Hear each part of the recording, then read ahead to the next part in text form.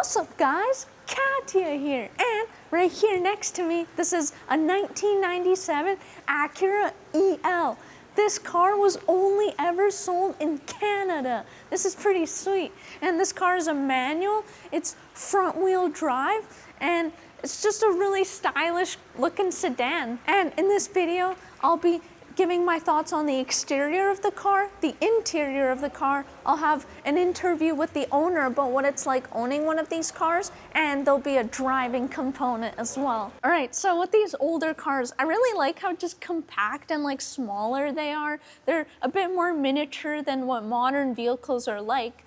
And with the Acura specifically, I really like the badge. The front end is just really clean, nice headlights, nice little grille here. It's all just very tasteful. So with the side of the car, it's all really nice and clean, and I like this like little protrusion line that goes along the side of it. And the door handles are just like, you know, real door handles, very intuitive, just like really nice. So for the wheels, this is the winter setup. These are the winter tires with the steelies, and it's just super clean. The black on black really just matches and just flows well, especially with the color of this car as well. And the stock wheels look pretty sweet. They have 5 spokes, and yeah, they just look clean. That's my favorite style of wheel. So this car was produced from 1997 to 2005.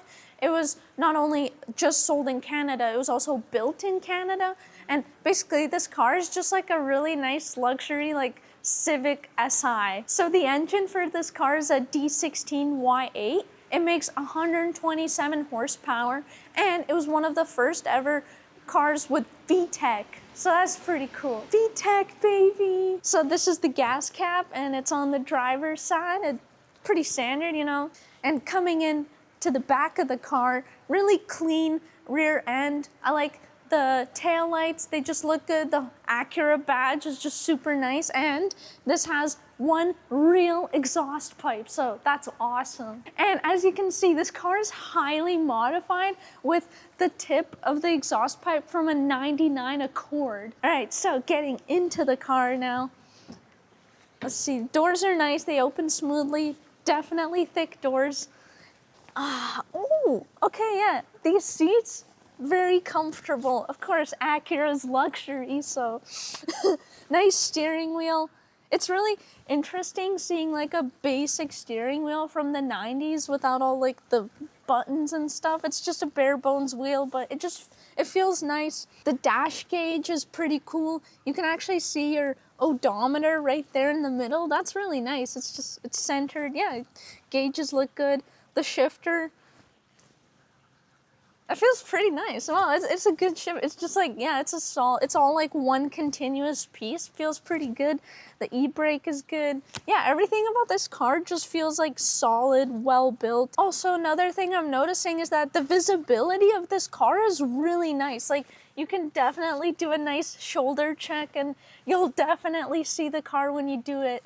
Also, it has a sunroof up here, which is pretty cool. I'm starting to really like cars with sunroofs. Just allows more natural light to flow in. All right, so this is the engine bay, and as you can see, everything is really laid out and spacious, and everything's super easy to access. Really clean engine bay. I definitely like it, and you can see it's a 1.6 VTEC Honda engine, so really cool. And coming into the trunk now, let's check it out. So, whoa, okay, yeah, this is a very spacious trunk. You could definitely fit like a big Costco haul right in here. So, yeah, I really like this trunk. All right, guys, so I'm now here with the owner of the Acura EL. This is Andrea. Hey, how's it going? So, why did you decide to purchase the car? I purchased this Acura in particular because I used to have a Civic. I was really drawn to the luxury features that the Acura offers, and I also wanted the specific engine that this car has. Sweet, yeah, you said like it's a really like cool engine that like, yeah. What makes the engine special? The engine, the D16Y8, it is one of the most sought after engines from the D series Honda. It has VTEC. It's one of their later models of the engine, so it's more reliable. It's also popular for modification. People like to turbocharge them. Jackson Racing makes a supercharger for them. Oh wow, which is pretty cool. Wow, that's cool. Yeah, if you can do more to an engine, definitely makes it really fun. Yeah, And there's a lot of potential. yeah, exactly, lots of potential. And also, you're like a car girl, so I am, yeah. Yeah. I actually work full-time as an automotive technician. I do all of my own work on the vehicle, like my personal car, and I bought the car with money that I made by working on other people's cars. oh, sweet, So- that's so awesome. Thank you. And you're currently like a BMW apprentice? Like, Yeah. yo, that's cool. Come on. Yeah. I That's work so with sick. BMW Canada, completing my apprenticeship, working towards my Red Seal. How long have you been driving manual for? I learned to drive manual when I was 19 years old. I'm 21 now, so that would make it about 2 years. 2 years, wow, that's longer than me. You have more experience. It's awesome seeing another like female around my age also driving manual because I don't know that many. So if there's any younger females out there or any females that are interested in learning manual, you could definitely do it. It's fun. Give it a try. Yeah, it is At least fun. once in your life. Yeah, I recommend that everybody should try manual because it changes like the way you drive and like the way you see the road after learning manual is so different and it just kind of makes you a bit more aware. Oh, you started on a manual, right? No, I did drive automatic first. I drove my mom's car for a while, but I bought my car without knowing how to drive manual. I see, So yeah. Then I was kind of forced to learn because I had to go to work. So I see. practiced for 2 weeks and then went to work and started driving to work every day. And then you learn pretty fast. You definitely do, yeah. Yeah. So, do you think that your car is an awesome commuter, daily commuter? Yeah, 100%. It has gotten me to and from work, to and from school without fail. Gas is cheap. The actual transmission that it has is quite smooth and comfortable to drive. Do you encounter a lot of hills on your daily commute? Do you do hill starts? I do, yes. I don't know if any of you local people are familiar with, I have to drive up that hill every day in 5 p.m. traffic. Oh. And I had to when I was learning as well. So it definitely gave me some good experience. You're more brave than me because I usually avoid driving in high traffic areas. That's a lot of respect to you for doing that. Thank you. Yeah. There's so much anxiety when you're learning manual and like you have to do a hill start and you're like, okay, here I go. Yeah. I find like the anxiety makes it so much worse. And then when you actually forget to be anxious, that's when you do like the best hill start Yes, ever. that's true, that's true. Yeah, see, you just have to like relax your mind, just be like, it's okay. And even if you do like mess up and stall the car, just, put your foot on the brake, just take a deep breath, start it up again and try again. Yeah, everybody has been there where they have to do a hill start. So with learning manual, how did you actually like start learning? Did you just like get in the car and like was shown how? Kind of, yeah. Well, I got in the car, I had no idea what to do. Yeah. I'd seen like in movies people like move the shifter, so that was pretty much all I knew about it. Yeah. I didn't know that there was a third pedal. I didn't know any of that.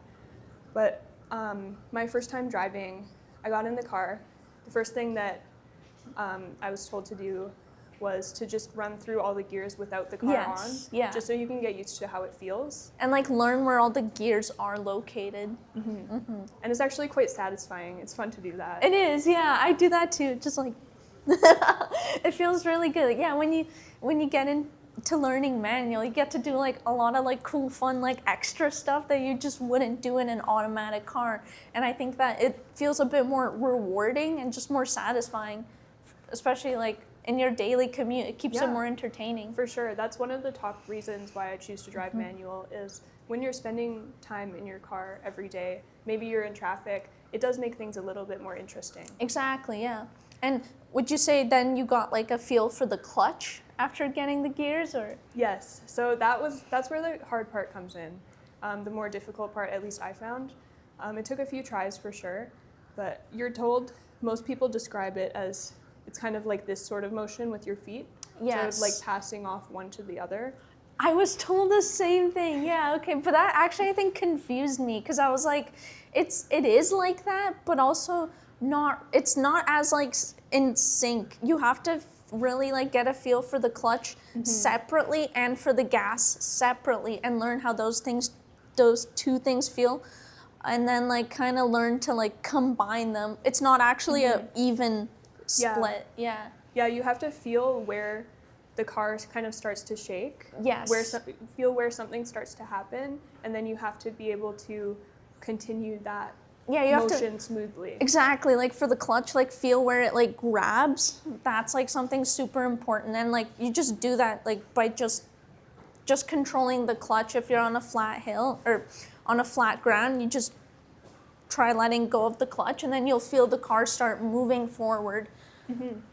Yeah, you just have to feel how the car responds, and even if you have no knowledge or very basic knowledge, as long as you feel how the car responds to you and progress based on that, then I think most anyone would be able to learn. Yeah, exactly. And like also like integrating the clutch into driving was quite like difficult for me because I was coming from an automatic car. And then like I just learned that the clutch is just there for you to really just like, shift the gears and then also just have that like fine maneuver control. So when you let go of the clutch just a little bit, you're moving slower. One thing that I had to adjust to, my first day that I was driving to work in my brand new manual car, got in my car, tried to put it in reverse with no clutch.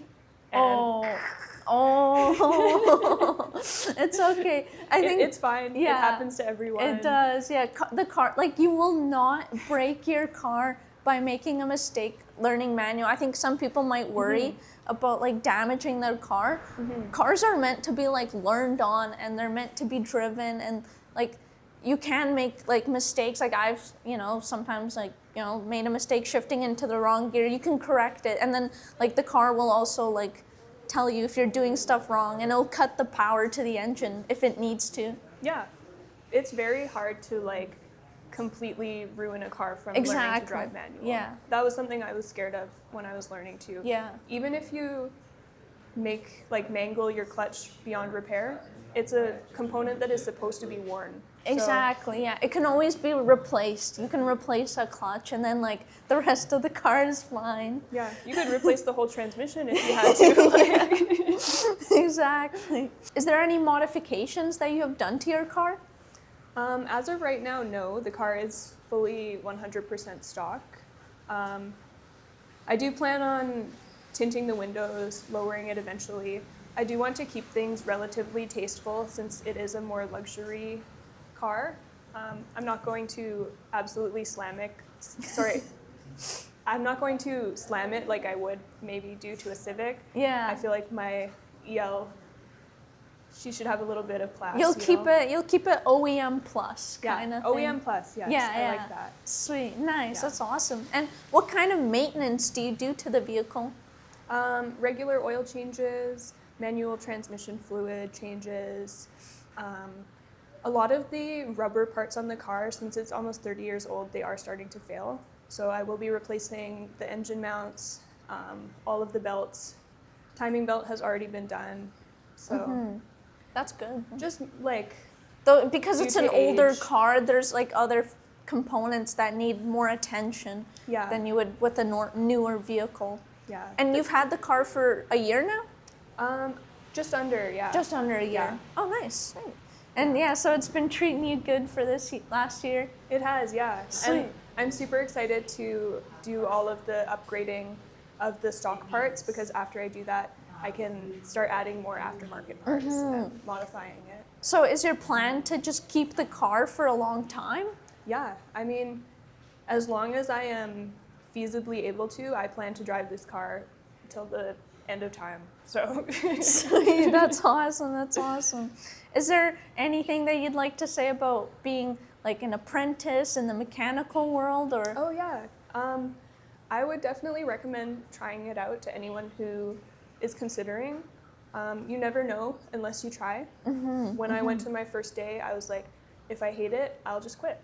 And I ended up really liking it, and here I am 3 years later. And you say you got in without any experience at all. Yeah, zero experience. I was very clear about that. I did apply to a lot of places. I was very lucky with where I ended up. Had an awesome mentor who taught me how to check tire pressures and batteries and all the way up to oil changes and services. And then moved on to working with BMW recently, That's completing awesome. my apprenticeship there. Yeah, congrats on that. That's super cool. Thank you. Would you say that like you just had like an open mind and that's why you got into it? Like is that and you were just curious? Yeah, like I would say for a lot of us, COVID kind of changed our plans for young people who were graduating high school / starting university. I decided that I didn't want to do online school, and I learned about the apprenticeship style of learning. It's very hands-on, heavily subsidized by the government, so tuition is quite affordable. And you also get paid to learn. You get paid to work, but you're also learning and completing your Red Seal at the same time. That's pretty cool. That's awesome. Going along for a drive along now, getting the driving experience of an Acura. I won't drive unsafely or anything. Oh yeah, it's don't also worry. raining, so we can't like give it the beans fully, but yeah. No VTEC? No VTEC. I'll give us some VTEC. I'll find a Oh way yeah, to do it. Oh, sweet. wait, maybe we can do it Oh, here. right here, yeah, okay. Oh wow, the shifting is so smooth. Wow. Okay, VTEC.